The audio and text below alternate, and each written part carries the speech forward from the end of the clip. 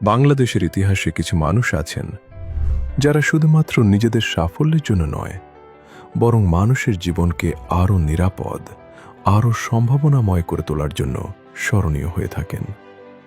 মোস্তফা গোলাম কুদ্দুস এমনই একজন দূরদর্শী উদ্যোক্তা, সংগঠক এবং মানব কল্যাণে নিবেদিত ব্যক্তিত্ব, যার চিন্তা ও কর্ম ছুঁয়ে গেছে লাখো মানুষের জীবন।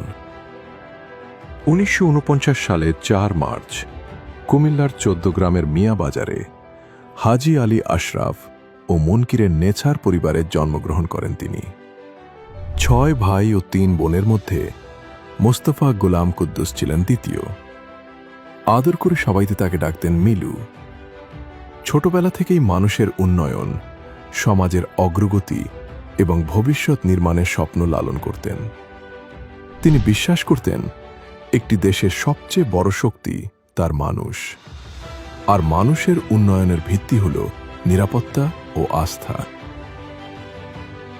1970 সালের নভেম্বরে পুলিশ বাহিনীতে যোগদানের মাধ্যমে শুরু হয় তার কর্মজীবনের পথ চলা।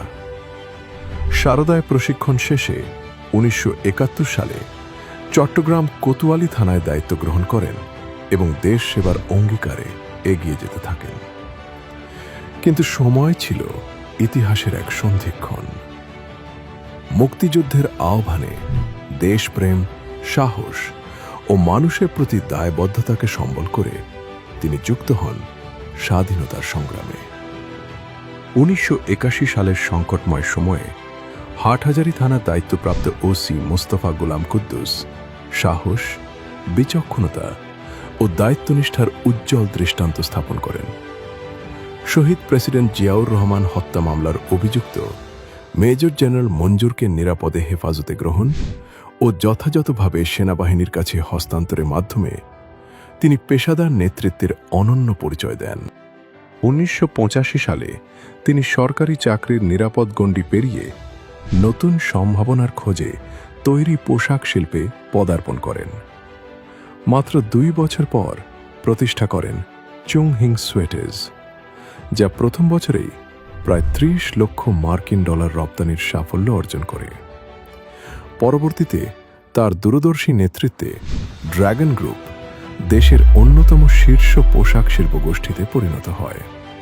সাবেক বিজিএমইএ সভাপতি হিসেবে 90-এর দশকের সংকটময় সময়ে তিনি দেশের গার্মেন্ট শিল্পকে নেতৃত্ব দিয়েছেন, রক্ষা করেছেন লাখো শ্রমিকের জীবিকা এবং শক্তিশালী করেছেন বাংলাদেশের রপ্তানি খাতের ভিত্তি। একজন সফল শিল্প উদ্যোক্তা হিসেবে তিনি বিশ্বাস করতেন উন্নয়নের সঙ্গে মানুষের নিরাপত্তাও সমান গুরুত্বপূর্ণ। সেই ভাবনা থেকেই 1988 সালে প্রতিষ্ঠা করেন রূপালী ইন্স্যুরেন্স কোম্পানি, যা দেশের সাধারণ বীমা খাতে আস্থা, স্বচ্ছতা এবং নির্ভরযোগ্যতার নতুন মানদণ্ড গড়ে তোলে। এবং এরই ধারাবাহিকতায় 2013 সালে তিনি প্রতিষ্ঠা করেন সোনালী লাইফ ইন্স্যুরেন্স কোম্পানি। তার লক্ষ্য ছিল জীবন বীমাকে মানুষের আত্মবিশ্বাস ও ভবিষ্যৎ নিরাপত্তার প্রতীকে পরিণত করা। শহর থেকে প্রান্তিক জনপদ সবার জন্য জীবন বীমার সুবিধা পৌঁছে দেওয়ার স্বপ্নই ছিল তার এই উদ্যোগের মূল শক্তি। ব্যবসার গণ্ডি পেরিয়ে শিক্ষা ও সমাজ কল্যাণেও রেখে গেছেন উজ্জ্বল অবদান।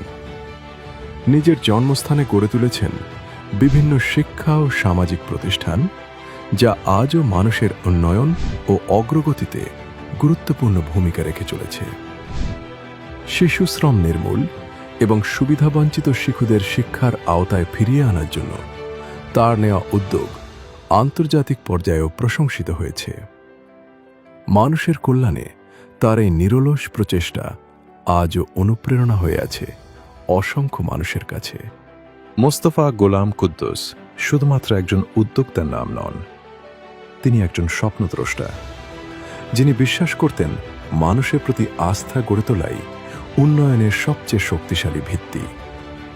তার কর্মময় জীবন আমাদের শেখায় দূরদর্শী চিন্তা, সাহসী নেতৃত্ব এবং মানুষের কল্যাণে অবিচল নিষ্ঠা শুধু একটি প্রতিষ্ঠান নয়, বদলে দিতে পারে অসংখ্য মানুষের জীবন।